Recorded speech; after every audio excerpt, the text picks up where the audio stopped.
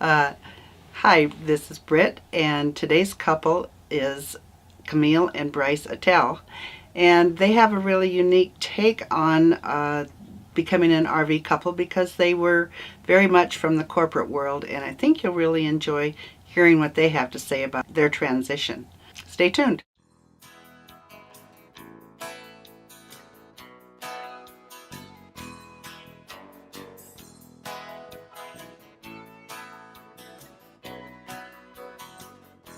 So our life before RVing was a pretty typical life as one might picture the, quintessential American way of life. We lived in suburban Lake Forest, California. We had a nice home. We worked typical jobs. We don't have any children. I actually got married a little bit older, so children, we had a very small window.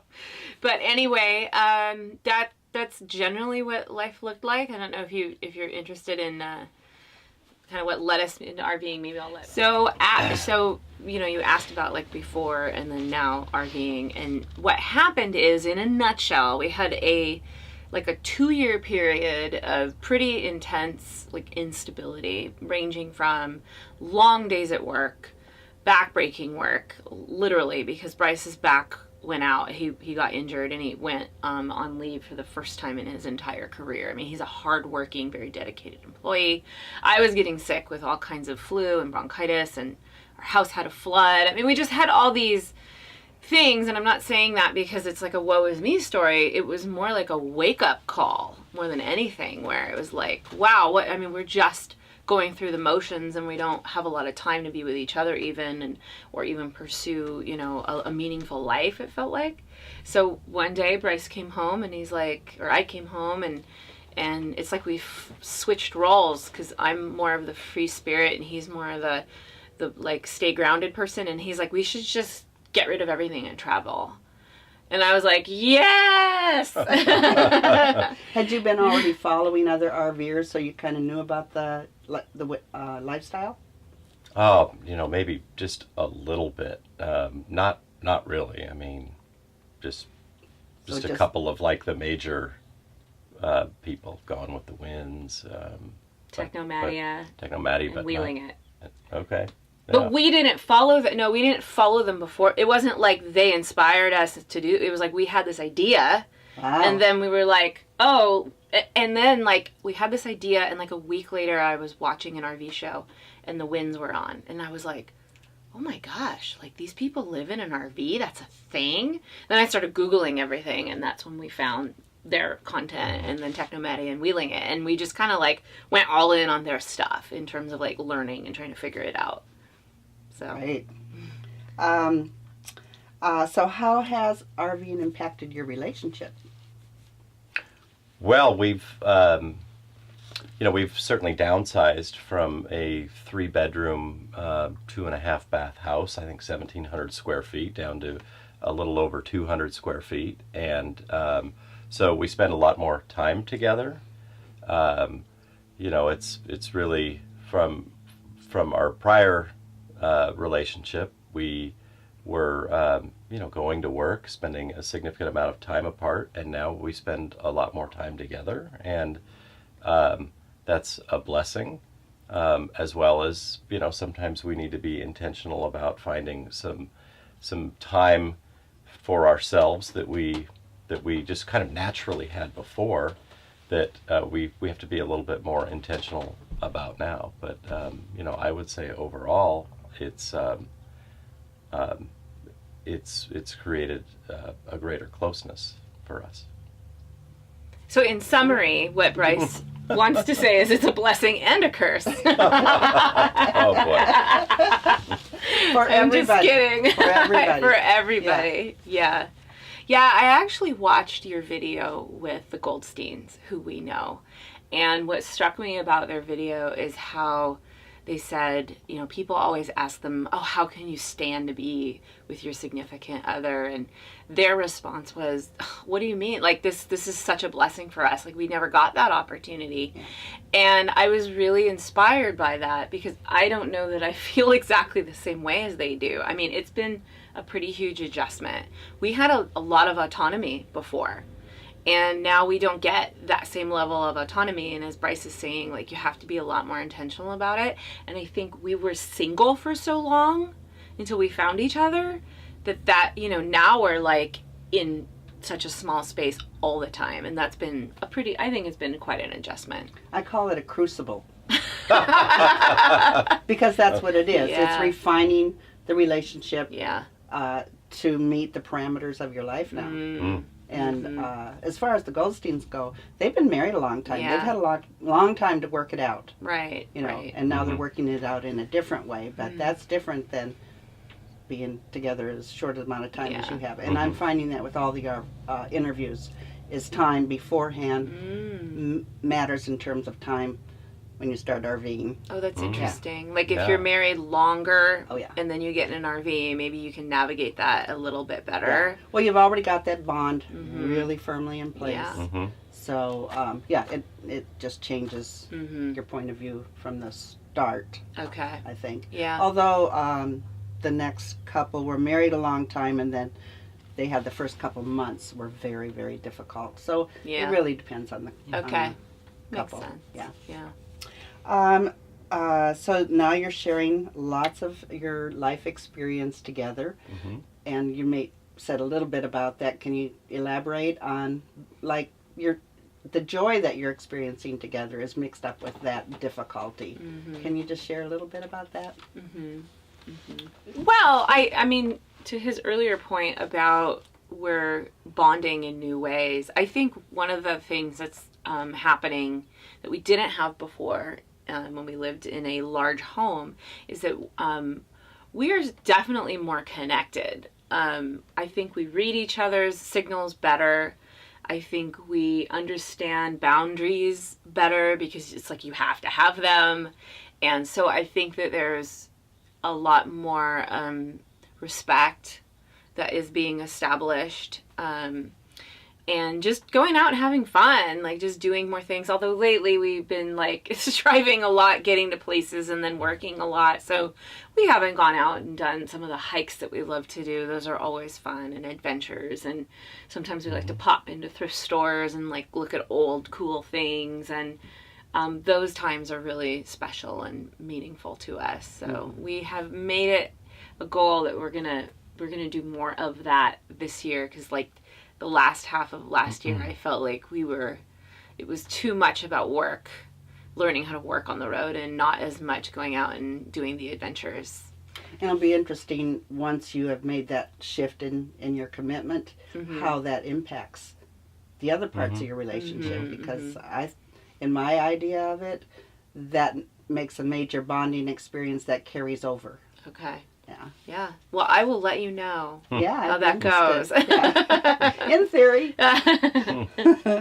So we all know RVing can be challenging on our relationships. And can each of you share the moment that you realized, oh my gosh, we need to have a partnership here? And Wow. was there a certain moment that you thought, this isn't working?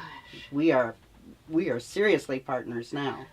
I heard a quote recently that you're not in an adventure until you've had a problem that you have to navigate through. And I've always kind of thought when things have come up, challenges have come up, that it's like a negative thing. Like, oh wow, I've got to deal with this, and so I think I'm inspired to embrace those kind of challenges. I think we've had some mechanical challenges with our RV that really required that we work together as a couple to solve, and it's required that we be flexible and patient. And I'm thinking of like our slide issue that where we like couldn't get to any of our clothing for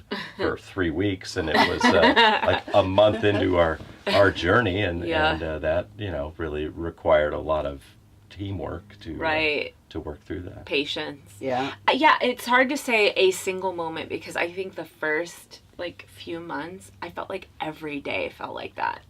Like there was some new thing, whether it was learning how to hook up a tow vehicle or trying to figure out, a slide problem, or, why there was some weird beeping in the night, or how to just change lanes on a freeway. I mean, I felt like almost every day there was some new thing that we encountered as a couple. So, but there's no real single. Sometimes I had panics when I was like, oh my gosh, like we are in this right now, and like what Okay, now we're what are we gonna do? And kind of your like when you're living in a house, you're either intentional about the division of labor, or you just kind of fall into who does what, and that doesn't necessarily translate into RVing. So you have to navigate that whole process of who's going to do what, and you have to communicate, and you can't just assume that because one person did something the first time for you that they're going to do it the next time, and so I mean it requires a lot of communication. Yeah. Can you think of a specific communication skill that's different because you're RVing that you didn't utilize in your previous lifestyle? Like when you have an argument, do you sit down right away and figure it out, or? I, for the first time in our relationship, wrote him a letter.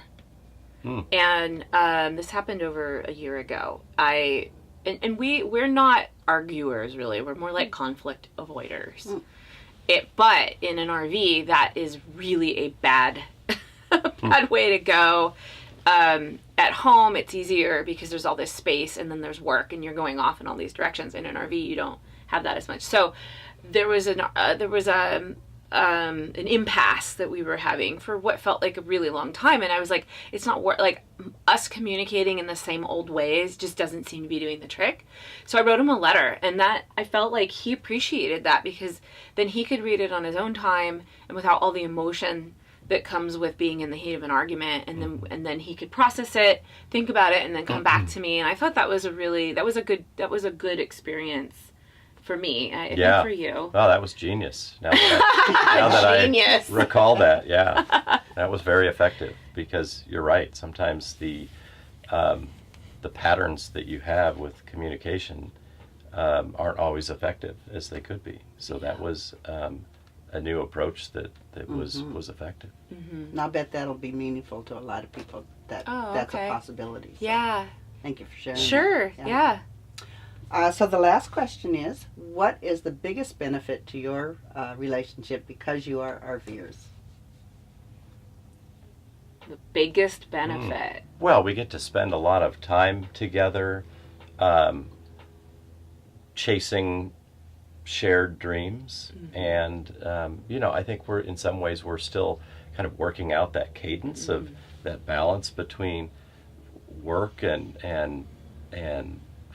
fun stuff, for lack of a better phrase, but we get to do that all together. We get to go experience new things together, and we just get the opportunity to spend so much more time together with new discoveries that I would say that's the biggest benefit from my perspective. I think for me, we are tapping into more creative sides of ourselves, that which is a benefit of RVing in general, or the life we've chosen to cut ties with our more corporate sides, and because that's what we did for so many years, and really explore a more creative life. And doing that together is really interesting, because I think we're affecting each other's creative process. Like, Bryce has been a financial analyst for many, many years, and now he's writing blog posts, and he's a fantastic writer. I mean, really, he has a way with words. No, I mean, really, really, really good. And I just don't know that would have happened otherwise. And now I'm learning new things and trying new things. So sure, we could do that on our own, but there's something about like the alchemy of doing it together that we have an impact on one another. So for me, that's like one of my biggest benefits. You have just proven my point, because I always say that RVing can be the best thing that ever happens to your relationship. And I'm more and more convinced by the people that I talk to. Oh, wow. Yeah. Cool. So if you would just tell people who you are and where you blog. Sure. So I'm Camille, And I'm Bryce. and we blog at More Than A Wheelin. .com. And you also have a course if you want to talk about your Sure. course. So, on our blog, we do blog about our travels and all of that, but we've done a lot more around working remotely and helping people make the transition. We were cubicle dwellers, and so that was a tough transition for us. And so I'm working on a course to help others make that transition as well, find jobs, sustain their travels. And then I also have a group, a Facebook group that you're very familiar with, called The Emotional Journey, which is where people can come and just let their guard down a little and talk about maybe a little bit more of the struggles on the road. Great. Yeah. Thank you, guys. Yeah, Thank thank you. you.